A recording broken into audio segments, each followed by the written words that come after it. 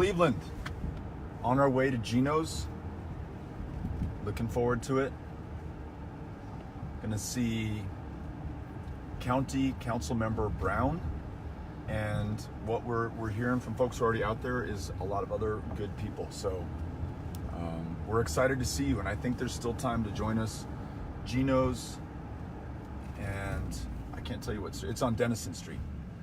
It's actually on this street right here, 1314 Denison. Almost there. It's coming up. Almost there. We were just at the Rock and Roll Hall of Fame. $26 for 20 minutes because we just had a quick stop. So more than $1 a minute to hang out there, but totally for me, worth every penny. Yep. And just, yeah, super excited about that. Watched a lot of the Rolling Stones. Yep. Okay, I think I'm going to Gino's. There we Gino's. go. Right there. Christy, Whoa. you don't need this? Holy No, I have it in my hand. Okay. Person's like, I don't. Oh, so you Can I do- go in here? See or no? Where? Right there? Aquí? Yeah. Yep. Yeah, right he's there, right waving there. you in. That's He's the- bringing you in. Can I go in real quick? He's bringing Thank you Mr. in. Honda. He's like, hello. Thank you. Hi. Just gonna- Oh yeah, here we go. Oh, look at Can I that. lock you in, Kano? I think you just hop up on the Is that good? van. Just hop up. Here, Beto. Okay, All right. I'll take the keys. got it. Hey everybody, what's up? Kelly. Yes, absolutely. Good to see you, and County Council Member. Yes, I am. Right on. Thank you for welcoming us. Yeah, Thank you we for coming here. we were excited to be We're here. excited to have you. Yeah, So you seems gotta like there's some kinda- energy. A little bit. Yeah. A little bit. Hello, Ohio. All right,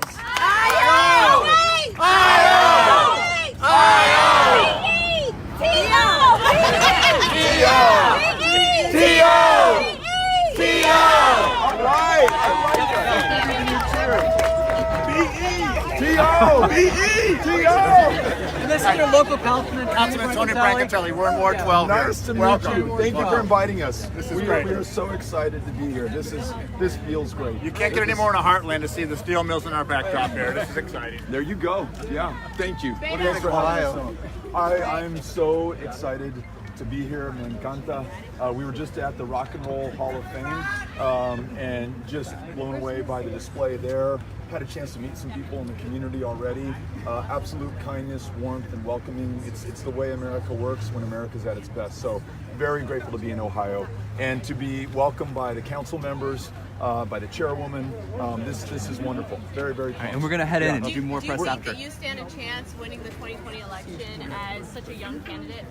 We'll see. It's going to be up to the voters. And so I'm here to meet them in person, answer their questions, and make sure that I have a chance to hear things from their perspective. All right, All right, Beto, we're we're going to gonna get Yeah, I want to make started. sure we don't keep people waiting. Yeah. Following. Better next time. Good luck next time, Beto. Here we go. Here we go. Good luck next time. Thanks for being here. Thanks for being here. John Bell Ryan says hi. Thanks for being here. What's that on Ryan? John Bell Ryan. Oh, right on. JF, my roommate in college. Right on. Right on. There you go. You laid the path for us. Yeah. Hey. Hi. How are you? How you doing? Thanks for being here. Really appreciate it. Thanks for welcoming us. Thank you. Yeah. Thank you. Thank Thank you. you so Thanks for much. coming. Thank you. Thank you. Yeah. Let's keep moving. Let's keep moving, Beto. Oh, you're good. Take your time. All right. Right on. Pleasure.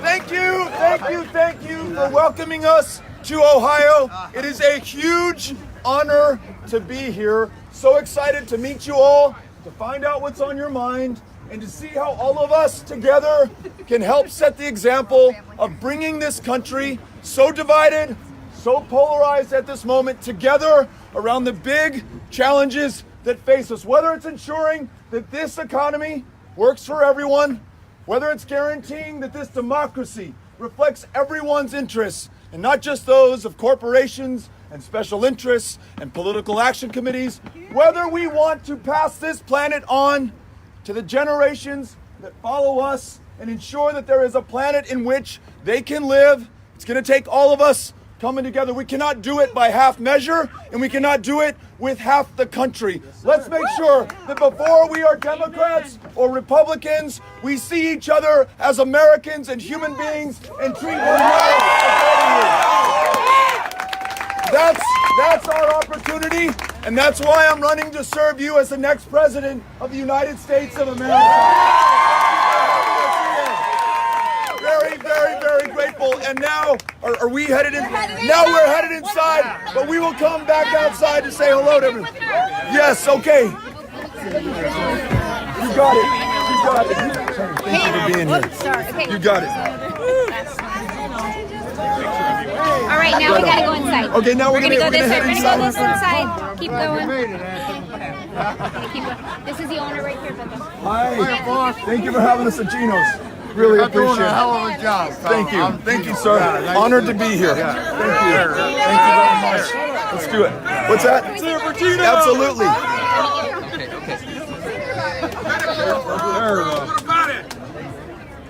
Right on. Thank you. Hi, how are you? Oh, wonderful. Thanks for what you're doing. Very, very grateful. Thank you. You signed my Constitution. You signed my Constitution. Thank you, Mr. O'Rourke. I'm a big fan. I'm in high school. Thank you so much. Thank you. Thank you. Appreciate it. Mr. O'Rourke, Thank you very much. Thanks for being here. No problem. Thank you. Go for it. Just take it. Yeah. Thank you very much. Right on. Agree with you. Agree with you on unions. Yep. Thank you. Thank you. Right. Hey, dude. Let's do it. Right. Right on. Thank you so much for running, man. We all have a Bob Wallace's Cleveland Browns. Right on. Thank you. Yo! How's everybody doing? Thanks for being here. Thanks for having us. Oh!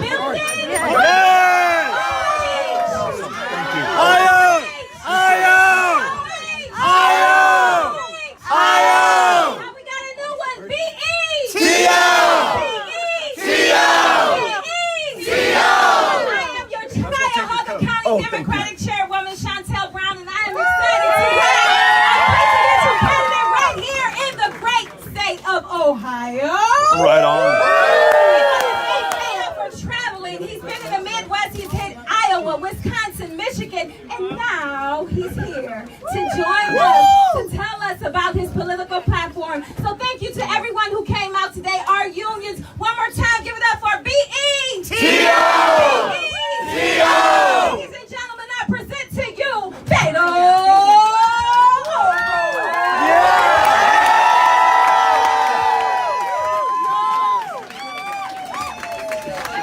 Wonderful. Awesome. How's everybody doing? So good to be with you. Thanks to everyone who came out to join us. And thank you especially to those who were just innocently drinking a beer here when we walked in. However you got here, for whatever reason, we're glad that you came, and I'm so happy to be together. We were just talking to the folks outside. This country has never been more divided. It's never been more polarized. We've never had more people who do not see their future, and importantly, their kids' future in this country. We need to make sure that we see each other not as Democrats or Republicans, not as rural or urban, not people of different races and religions and immigration status, but before any of those differences count, we see each other as Americans, as human beings, and treat one another accordingly. I want to thank Chairwoman Brown for the really warm opening. I want to ask her right now in front of everyone if she will join us on the road for the next 2 years to make sure that we get every crowd warmed up like this one is warmed up. And I got to tell you, even in the brief time that we've been here, we just spent 20 minutes at the Rock and Roll Hall of Fame. At $26 per ticket, that works out to more than $1 per minute of my time there. But it was worth every single penny that we spent getting to see the lyrics that Joe Strummer wrote for London Calling, getting to see Paul Westerberg's Here Comes a Regular, getting to see Otis Redding's shoes that he was wearing, getting to see so many legends of rock and roll, Aretha Franklin, the Supremes. It was absolutely stunning, and it was a big reminder of this country and our genius and what happens when we allow everyone to contribute to their full potential. Something that transcends description.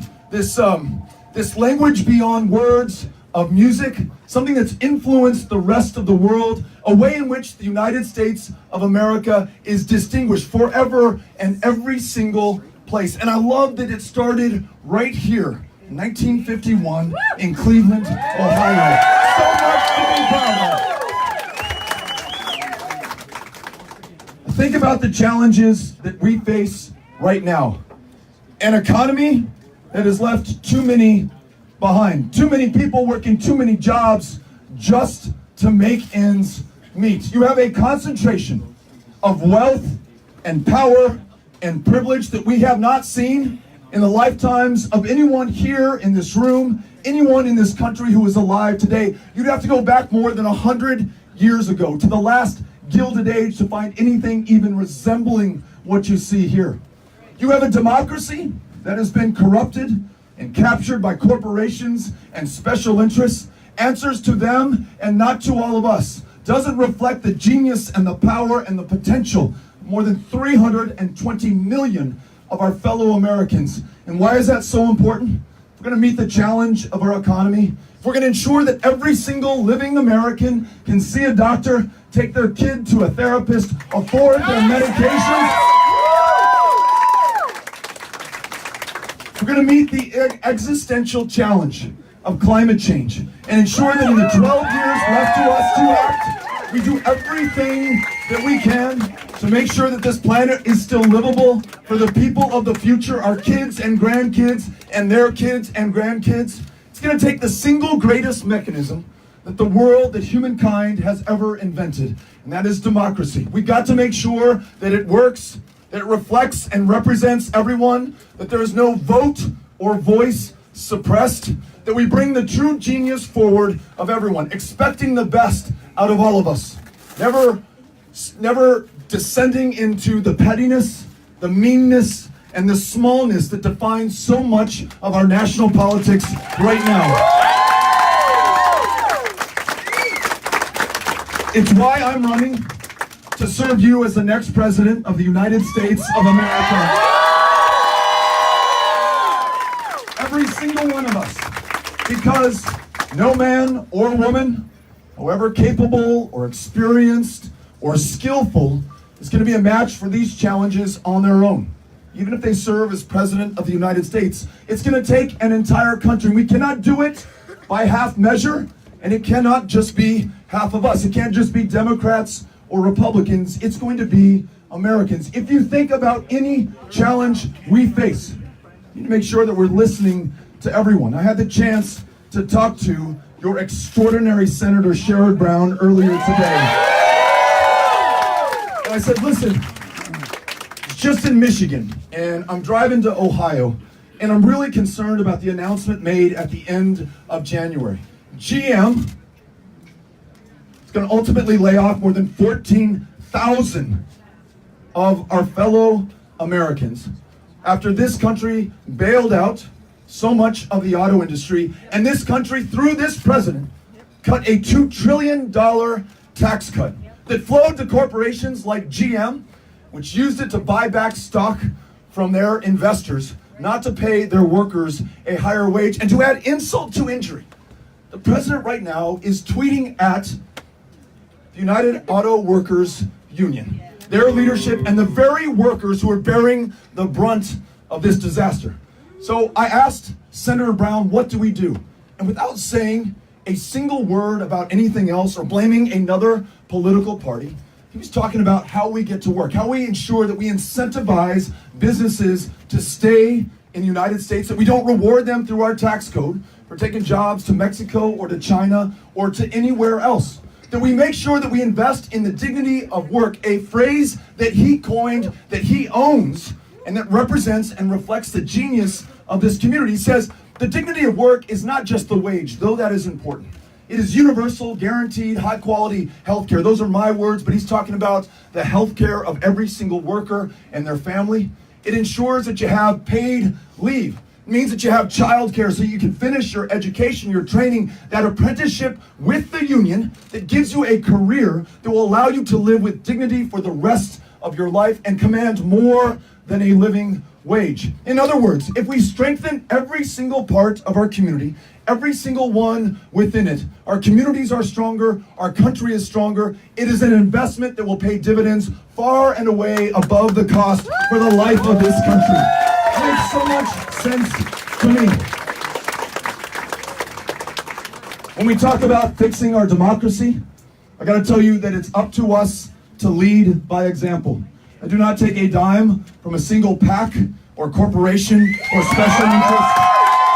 It's all people and only people from every single state in the union.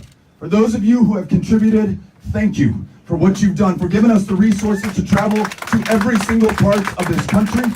For those of you about to sign up, to volunteer, to knock on doors, to paraphrase AC/DC, we salute you.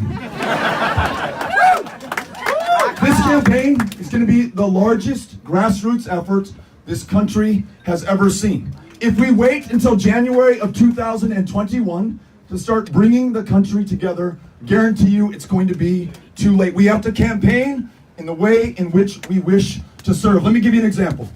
You may have heard that we ran a Senate race in Texas and came up a little bit short. 2.6 points if you are counting. But we did something really remarkable. All of us who were part of that race, including some of you here in Cleveland who sent in your contributions, bought the great Beto t-shirts, the things that kept us on the road and able to see everyone. Our state, prior to that election in 2018, ranked 50th in the country in voter turnout, dead last, not because we like our democracy any less than the people of Ohio do. We were drawn that way. Literally, our state legislature drew people out of their congressional districts, therefore out of a reason to vote, therefore out of their very democracy, solely based on the color of their skin and their country of national origin.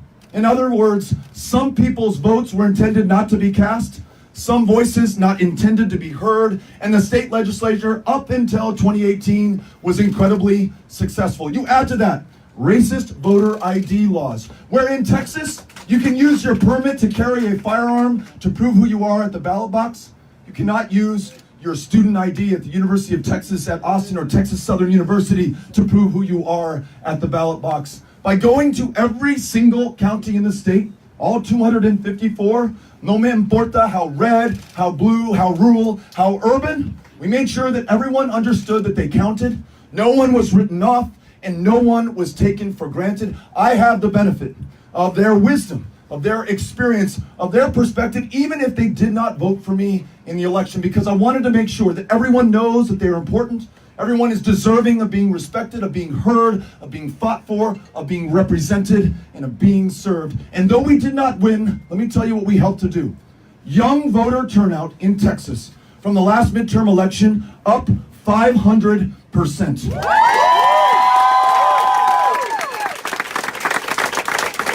Voter turnout in general in the state approaching a presidential year, and in some of those state house races, state senate races, and U.S. Congress races, we together were able to do the impossible. 2 safe Republican seats up until 2018 held by Republicans, now held by Democrats in the Dallas area and in the Houston area.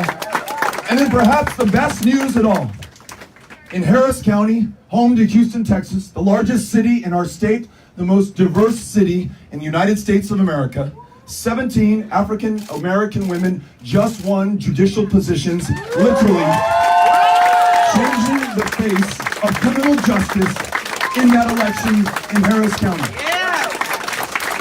So whether the issue is criminal justice reform in a country that imprisons more of our own than does any other on the planet, a prison population disproportionately black and brown, too many there doing time for nonviolent drug crimes, some arrested for possession of a substance, marijuana, that is legal in most states in the Union. I got a shout out to marijuana in the back. Legal in most states in the Union, and yet we're still locking people up for possession in other states. The reason that we need to end the federal prohibition is, one, because those who are locked up, though all Americans use marijuana at roughly the same rate across races, only some are more likely to be arrested, to do time, upon release to be forced to check a box on any employment application form, making it less likely that they're going to get that job. Only some will now be precluded from a federally backed student loan or scholarship to attend college or improve themselves in higher education. Only some will have constrained and narrowed choices in life. So ending the prohibition of marijuana is important, but expunging the arrest records of those arrested simply for possession of a substance that's legal in most places, that's the next step that we got to take. And I see these extraordinary moms demand action here up in the front. Confronting the fact that we lose more than 30,000 of our fellow Americans every year to gun violence means to either accept that as our fate, something wrong with us, evil, bad, and that's just what happens to our fellow Americans, to us, or to acknowledge that this is a human caused problem, and so there is a human solution to it, like universal background checks on every single firearm purchase. You talk to gun owners, non-gun owners, Republicans and Democrats, rural and urban. Folks, get this. I come from a very responsible, proud, gun-owning state. We own our guns for hunting, for self-protection, for target practice, for collection. Nothing wrong with that. In fact, so much right with the way that we take that responsibility seriously. But in listening to my fellow Texans, they have been able to tell me, especially these moms, that in those states that have adopted universal background checks, we've seen a near 50% reduction in gun violence. Fewer people being killed, fewer people being marred and maimed for life. Why don't we extend that across the entire country? And then why don't we also discuss this, though it is a much more difficult step to take. There are weapons which were designed and engineered and sold to the United States military because they are very effective and very efficient at killing people and killing people in great numbers. That is what they were designed to do. When you talk to an emergency room doctor who's treating a gunshot wound, she'll tell you that if it didn't hit an artery or your heart and we get to you in time, we can save your life. An AR-15, which is a variant essentially of something that was designed for combat. That round will blow a hole out your back so large, destroy the insides of your system so much that you will bleed to death before we can get to you, which is exactly what it was designed to do. If you own an AR-15, I don't want to take it from you. Keep it, continue to use it responsibly. All I'm saying is we don't need to sell any more of them into our communities unless we expect the kinds of violence and massacres that we have seen. People will come to different conclusions on this issue. We need to listen to and respect them, but ultimately we have to have the conversation and take some action. I showed up here today to introduce myself to you, but also to listen to you. I have no hope of effectively campaigning and serving this community and Ohio unless I've first shown up and heard things from your perspective. So I will conclude by saying thank you, and in their absence, I will thank Senator Brown, Representative Fudge, who I had a chance to speak to briefly today, who's just extraordinary. I want to thank Marcy Captor, one of the representatives for the area, Tim Ryan, who's in another part of the state, but who I said, hey, I'm coming to your state, and was a great friend while I was in Congress, and to each of you, and especially Chairwoman Brown for having us out here. And Gino, thank you for taking care of us today. Thank you all for having us out. Very grateful. Oh no, thank you, appreciate it. I was just offered a beer, but I'm gonna pay it forward to someone else. So if you need a cold one, it's up here. Raise a hand and I'll call on you. Thank you very much. Yes, sir. Yes, what would you do about immigration? What would be your policy? Question is on immigration. I happen to come from El Paso, Texas. One half of the largest binational community in this hemisphere. 3 million from 2 countries, speaking 2 languages. In fact, my kids go to an excellent dual language public school where they're learning math in Spanish one day, they're learning math in English the next day. They're making the most of where we are and who we are. Those 3 million from 2 different countries, 2 different cultures, 2 different histories, speaking 2 different languages, come together, not divided by, but joined by the Rio Grande River, and form something far greater, more powerful, more beautiful than the sum of the people or the parts involved. El Paso, my hometown, also happens to be one of the safest cities in the United States of America. And we are one of the safest, not in spite of the fact that we are a city of immigrants, but because of the fact that we are a city of immigrants. Those who were called to us made this their home. At first, strangers in a strange land, wanting to make sure that they get ahead for themselves and their kids just like you would, but also wanting to make sure that they contribute everything they've got to the success of this country. That's been our history for as long as we've had one. And we will lose that at our peril.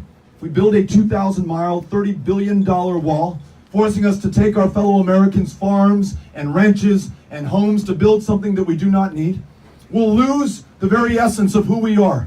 If we continue to lock up kids in cages, take them from the parents who risked their lives to bring them to this country in the first place, leaving some of the deadliest places on the planet. So you asked about immigration. Let's make sure that we honor our asylum laws. Those who have nowhere else to go, let's make sure that we resettle refugees in this country, one of the most heavily vetted populations anywhere on the planet. And then let's rewrite our immigration laws in our own image to reflect our values, the reality that we see on the ground here in Cleveland, in El Paso, Texas, all across this country. Let's lift the visa caps. When we ask somebody to get in the back of the line to come to this country, we may not realize that line extends 20 years right now. Let's legalize and free the dreamers from any fear of deportation by making them U.S. citizens in this country. And let's go forward living our values in everything that we do, including especially in immigration. Other questions? Yes, sir. And then I want to make sure I get some folks in the back. Yeah. My mom's a public school teacher. Her district's been gutted by a state house bill. How do you keep a quality public education intact? How do you keep quality, world-class public education if you're not investing in your greatest resource? Those educators, whether they serve the food in the cafeteria, whether they clean up at the end of the day, whether they're driving those kids in the school bus, the therapists, the librarians, the nurses, and the teachers who are in front of those kids, whose sole calling is to unlock that lifelong love of learning inherent to every human being. We do that, and there's no stopping that kid and what she's going to do over the course of her life. So why do we ask these teachers to work a second or a third job just to make ends meet? In Texas, half of our school teachers are working a second job. Too many of them working a third job. I want them to just have one job, and that's focusing on that child in front of them. So pay them a true living wage. Make sure that they are not captive to a high stakes, high pressure, standardized test. Give them the freedom to respond to the calling that first got them involved in the profession at some great expense and sacrifice to themselves so that they could do so much for our kids. Let's ensure that we understand in kindergarten, it may already be too late for some kids who are 8 months back in reading comprehension, 10 months back in math. This is at 5 years old in kindergarten. Let's make pre-K universal for every child, regardless of their income or geography or any other difference.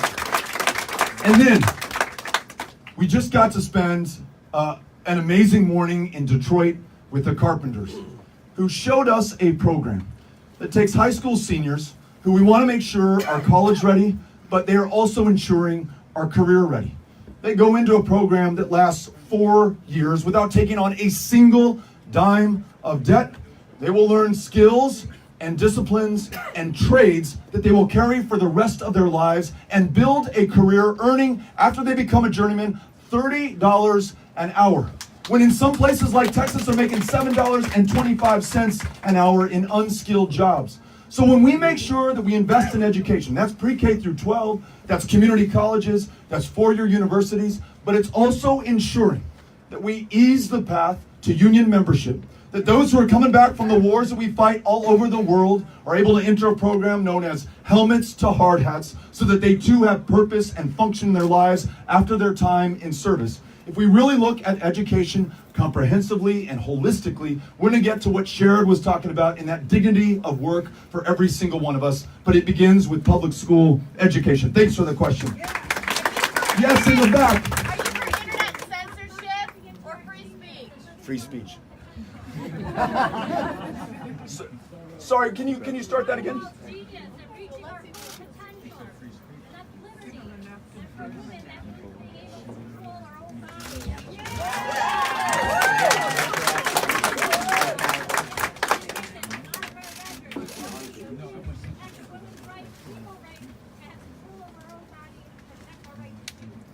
Yes. Great question. Yes.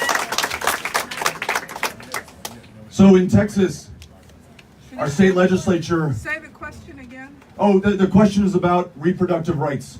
Let me give you some context from my perspective. In Texas, our state legislature has shut down so many of the family planning clinics in our state. And they've done it in Ohio as well. It has become near impossible for too many women to get a cervical cancer screening, which can literally mean the life or death difference for them and their family, to get family planning help at all or to see a provider. It may be connected to the fact that Texas has been the epicenter for a maternal mortality crisis, 3 times as deadly for women of color in our state, and I'm seeing that and hearing that all across the country. So when we talk about guaranteed, high quality, universal health care, we're talking about primary care, we're talking about mental health care, and we're talking about every single woman making her own decisions about her own body and having access to the care that allows her to do that. So healthcare means healthcare for everyone. Yes, ma'am. Abortion up until birth, Beto. Wait, hold on. Sorry, can we be respectful to people who are trying to ask a question? So I'm getting my own insurance. She was diagnosed with a brain tumor, so I'm considered a pre-existing condition. What would you have to say about that, even though you just touched on yourself?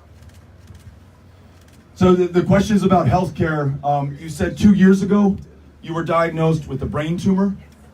All of us, I think I speak for all of us, are sending you every ounce of strength and power that we have, and are struck by your courage in using yourself as an example so that you can better others. So first and foremost, you should, as you battle this, never have to wonder or stress about or be anxious about filling out forms or arguing with an insurance provider. You should just be able to get the care that you need. And when I listen to doctors, they're telling me the same thing. I remember when I was campaigning for Congress in 2012, there was a doctor, Republican, who said, look, my only advice for you, Beto, is you've got to stop this Obamacare. It's absolutely killing us.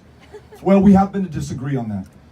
But he called me about 2 years ago, and he said, I hope you're sitting down because I've come to a different conclusion. I now think that we have to have universal health care, and I don't want to deal with insurance companies if I can, because I find that as a provider, I find that I'm doing so much with the insurance companies, navigating their red tape and their bureaucracy, when the reason I went to medical school in the first place was to be able to treat and be with and take care of my patients. So universal health care means you focus on being better, means your provider focuses on you. At a minimum, we've got to expand Medicaid in those states that have chosen not to. At a minimum, we've got to introduce Medicare as an option on the exchanges to improve competition and drive down costs. At a minimum, we've got to use the purchasing power, the leverage that we have in the Medicare program to ensure that we get lower cost pharmaceuticals. And if we don't have the political will to do that, let's allow you to buy them from Canada or any other country that makes them.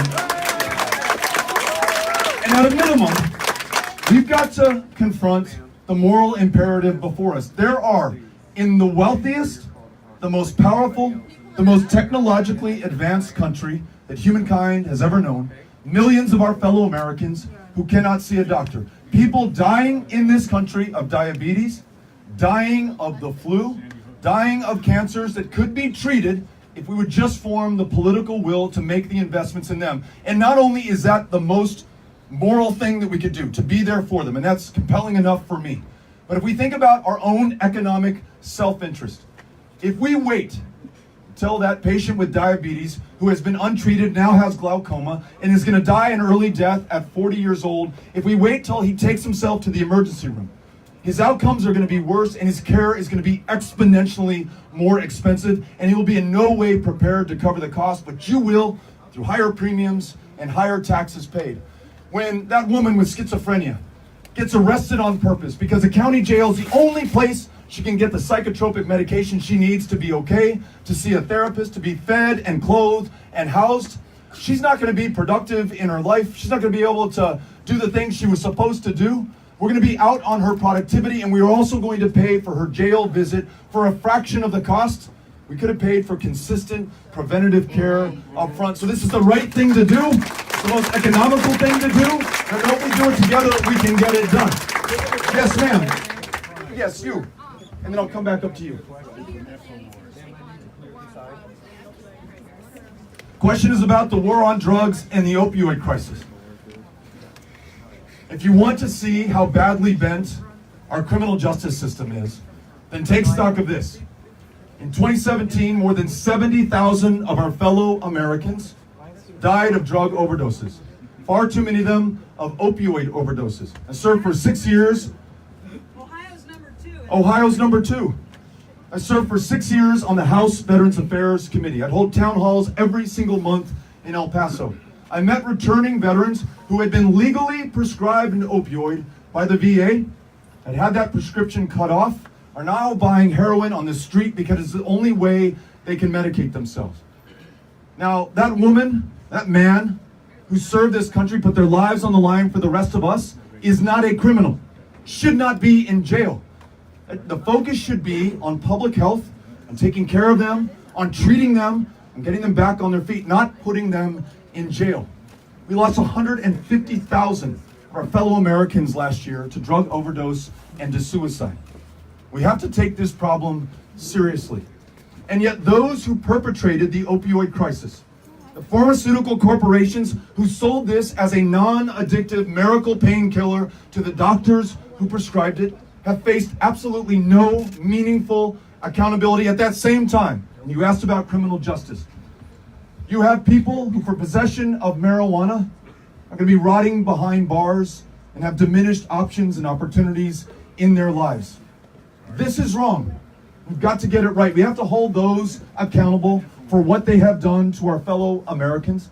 We have to treat those who are addicted and run the risk of being addicted. We have to make sure that every community in Ohio and Texas and in the United States of America has jobs where people live that provide purpose and function, a living wage and dignity in their lives. We have to treat one another with the respect and the care that we deserve as human beings and as Americans. If we do that, we will make some meaningful progress towards real criminal justice reform. We will save lives, and we will improve outcomes for this country. And so I want that to be our focus going forward. Yes, ma'am. And then Beto, after that, I told her she could ask one. Okay, and then we're going to come back over here. Yes, ma'am.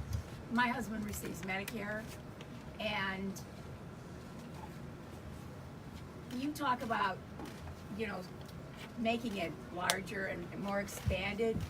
Well, how do you propose that when they say Medicare is already in danger of, you know, losing something, and how are you going to spread it around and take it away from those of us who paid all those years, worked all those years, and you know, every year he's told, no, you can't have, you know, this or that. I'm fine. I was a teacher. I have STRS, but my husband's, you know, got Medicare. You can't expand something that might not be there. Great question. How do we even begin to talk about expanding Medicare when there are current beneficiaries who've earned that benefit over the course of their working lifetime? Frankly, in my opinion, earned that benefit just by being a human being in this country. But if we're already facing proposed cuts from this president in the hundreds of billions of dollars to this program, then how can we even possibly imagine expanding it potentially for everyone? You may take the spirit of the question and extend that to Social Security. It's not able to meet its obligations to you and I, to the working Americans who paid into it every single working day of our lives as early as the 2030s. Maybe we can't afford it. Maybe we can't afford Medicaid and Social Security and Medicare. We have $22 trillion in debt. Do we have the resources to do this? It all comes back, in my opinion, to our priorities. If we look at the debt that we have, it was accrued in wars that have now gone on in Iraq almost 28 years straight, since I was a senior in high school in 1991. In Afghanistan, almost 18 years straight now, but in Somalia and Yemen and Syria and Libya and so many other places on top of that. Trillions of dollars that we're spending to rebuild countries that we've invaded, thousands of lives of Americans that we're losing, tens of thousands that we're taking in our fellow Americans' names. Tax cuts in the George W. Bush administration twice over, and then the people of the future, my kids, when they're reading about this in college, will not be able to believe it. When you had the infrastructure needs that we have in our communities, when you had people dying of opioid overdoses at crisis levels, when you had millions who could not afford health care, you as a country in 2017 and 2018 cut a $2 trillion tax cut that flowed to corporations and to the very wealthiest. If we make different choices, prioritize people over corporations, prioritize peace over war, then we can use those resources to ensure the viability of Social Security, lift the income cap on which you pay into the Social Security Trust Fund, and it's safe for another couple of centuries. In Medicare, I guarantee you, if we make that investment in people's healthcare and their wellness and their ability to live to their full potential, then we are going to receive a return far greater than the cost going in. So I know that we can do this, and one specific path, a policy program that might help us to do it. Rosa DeLauro of Connecticut, Jan Schakowsky of Illinois have introduced something called Medicare for America. What it says is that if you have employer-based insurance and you like it, you like your network and your doctors and the setup that you got with the company you work for, keep it. But if you are uninsured right now or you don't like the insurance you have, we will enroll you in Medicare. And so maybe there is a way to get there a little bit differently than some of the other plans that have been proposed, maybe a little bit more quickly to ensure that the ultimate goal of universal, guaranteed, so you can always afford it, and high quality care is there for every American. I'm confident that we can do it. Thank you for asking the question. There was a question over here. Yes. Are you for third trimester abortions, or are you going to protect the lives of third trimester babies? Because, you know, there's really not a medical necessity for abortion. It's not a medical emergency procedure because typically third trimester abortions take up to 3 days to have. So you would, in that sense, if there was an emergency, the doctors would just do a C-section and you don't have to kill the baby in that essence. So are you for or against third trimester abortions? So the question is about abortion and reproductive rights. And my answer to you is that should be a decision that the woman makes about her own body. I trust her. So that's my answer. Yes, sir. I have a question about the Supreme Court appointments. How do we deal with the fact that the Supreme Court is being stacked against us? If we can, it's great to say we want women's rights, we want gay rights, we want health care. When we have a Supreme Court that will vote against all of those rights, what are we going to do to keep that, to fix that? Are we going to term limit them? Are we going to, do you have any ideas on what we can do to fix that issue? Because that will last for the rest of our lives. Yeah. And most of your children's. Great question on issues like a woman's right to choose, going back to 1973, Roe versus Wade, or decisions with which we might disagree. 2010, Citizens United. Corporations are people, money is speech. Corporations can spend unlimited amounts of money to purchase the outcomes of elections and legislation. You mentioned equality rights and marriage equality. In Texas, you can be too gay by law to adopt someone, though we have 30,000 kids in the foster care system who need a loving home to go to. In Texas, it is a legal defense to kill somebody who comes on to you if they are of the same sex. So the Supreme Court, on our ability to protect or to further the civil rights of our fellow Americans, to ensure the decisions that were made 1 year after I was born in 1973, to return power back to people and away from corporations. Whoever's nominated and serves on the Supreme Court will define our futures and our kids' futures as well. And so the question is, what do we do about it? There's nothing in the Constitution that defines the number of justices that will sit on that court. And so some have proposed Do you want 5 Democrat justices and 5 Republican justices, and those 10 then choose another 5 justices between them? I like the creativity behind that, and maybe it merits some debate and discussion. I feel, though, that it is succumbing to partisanship and just says, you know what, screw it. We're a partisan country, and so our Supreme Court is just going to be partisan forever. Do we add to the number of justices on that court in another way? Do we set term limits for those justices so there's some predictability in when they will roll off? I'm more partial to that as a solution, but whatever we do, at a time that almost every single one of our democratic institutions, from the press to the courts to law enforcement to access to the ballot box, is under attack, I want to make sure that we do this deliberately, consciously, soberly. I say this in a bar. And that we bring in Republicans as well as Democrats. If this is done in a partisan manner, it's going to provoke a partisan reaction and response at some point. So as much goodwill, good faith, and buy-in as we can obtain. But I agree with you about the perilous nature of this court right now, and certainly should that court receive new nominees under the Trump administration, we may see changes that we cannot roll back in our lifetimes, dangerous changes to women, dangerous changes to our democracy, among others. So thank you for the question. We have time for 2 more. 2 more. Yes, ma'am. What's your plan for climate change, and what do you think about it? What is the plan for climate change, and what do you think about the Green New Deal? 300 years after the Enlightenment, I believe in science, and I listen to scientists. Some do, some don't, I do. And thank you all who marched for science, by the way. I was trying to explain to my kids, they're 12, 10, and 8, and they're asking, why are people marching in the streets with a poster board that says science? For them, they thought that was established. But you listen to our president, who does not believe in climate change, who ensured that the United States is the sole nation on the planet to withdraw from the Paris Climate Agreement, who cannot accept what the scientists have told us, which is that our planet has warmed 1 degree Celsius just since 1980. And that if it warms 1 degree more, and some say even just a ½ degree more Celsius, then it is off the tracks. And I can tell you, from almost everyone that I've listened to across this country, and certainly in Texas, we are living through climate change right now.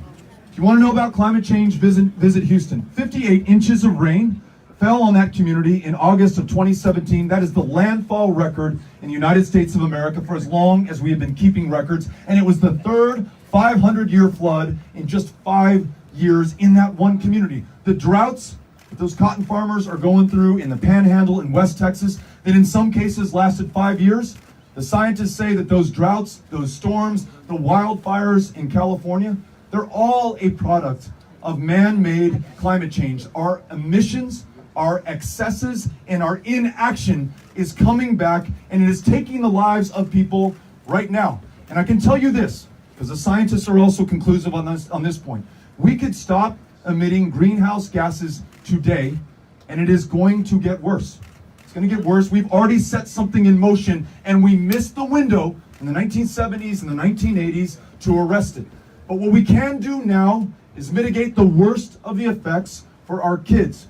You know, someone said that a politician is someone who looks at the next election. A statesman or a stateswoman is someone who looks at the next generation. We all have to be the statesmen and the stateswomen at this moment, because the scientists say 12 years left to us in which to act. And you asked about the Green New Deal, the boldest and best proposal yet to meet this challenge, one that acknowledges that you cannot separate our economy from our climate, from those who have already borne the worst of the brunt of climate change thus far. So we've got to make sure that we harness this great democracy, our government, but I would also argue the engine of capitalism, all this ingenuity and innovation and entrepreneurship found in communities like Cleveland, to this challenge. And if we do, and if we lead by example, then we can take our rightful role on the world stage, convene the countries of this planet, and bring them around an otherwise intractable, unsolvable problem. If we fail to do that, you and I might be okay in the course of our life. But if you think about your kids and the generations who will follow them, they will not. And if you, like I, fear their judgment and what they're going to say about us in the year 20, 50. You want them to be proud of the decisions that we made here right now in 2019. So let's make sure that we all get around it, make it our business, and get after it. Thank you for the question. Yes, this will be our last question. That's you. Yeah. I'm 18. I'm about to graduate high school. I have a Bubba 4.0 extracurriculars. I'm on government aid, and I still can't afford college. What are you going to do about that? Yes. 18 years old. Great grades, working so hard, can still not afford college. I talked about an economy that doesn't work for everyone, wealth and income inequality that we have not seen in our lifetimes. No more obvious recent expression of that than there are some Americans who have an extra $3 or $4 million to spend, not on college admissions or tuition or room and board, but on cheating and gaming the system to get their kids into USC or wherever they ended up going, when there are parents who don't have an extra $300 or $400 to make the down payment on their kids' tuition at a community college or a four-year university. This is really, really screwed up. $1.5 trillion in outstanding student loan debt in the United States of America right now. That's more than all the private credit card debt in this country rolled up and combined. And it's a huge drag on those families who cannot get out from under it, because it's the one kind of debt you will never shake until you've paid it off or until you're in the grave. It's a huge drag on our economy. We're not realizing the full productivity or potential of our fellow Americans. So what do? One, stop digging the hole, and let's make sure that college is affordable for everyone, higher education is affordable for everyone, apprenticeships at our unions are affordable for everyone, debt-free. And then those who have been encumbered by this debt, and I think recent graduates are averaging $37,000 on average of debt. Let's make sure that we work to refinance that at lower interest rates. Let's make sure that we forgive it. If you're willing to work in an in-demand field, in an underserved community, I think of the VA. 49,000 funded, authorized positions that are unfilled today. 20 veterans in this country every day will take their own lives. 16 of those 20 were unable or unwilling to go into a VA and see that psychiatrist or psychologist or social worker who could literally save their lives. In my opinion, if you're willing to put your time in there, if you're willing to serve those who've served our country, if you're willing to teach school, if you're willing to be there for those in those communities that are desperate for the human capital and the talent and your investment, then let's waive clear your debt for your student loans. Let's make sure that you are fully on your feet and able to thrive in whatever community you wish to live in. So those are some ways that I think we can meet the challenge, make sure that we are there for you. And I'm seeing that already in all of 4.5 days I've been running for president. There are communities that are working on this, making sure that high school students graduate with an associate's degree, with no debt, early college high schools, those who partner with unions. I think this is exciting, something to build on, leadership at the local level. Cynthia tells me that was our last question. Thank you all for welcoming us here today to Ohio. Chairwoman Brown, you are amazing. Love you. Thank you all for having us out. We'll see you again very, very soon. Thank you all. Thank you for hosting us, Gino's. Yes. Beto. I'm sorry. Sure, let's go do it. You go behind and then Right on. Thank you very much. Hey, thanks for coming. 1 second. No, you're good. ready? Okay, on the count of 3. 1, 2, 3. All right, we're gonna keep turning. Can I just take one? Yeah. Yes, we'll do it this way. Have your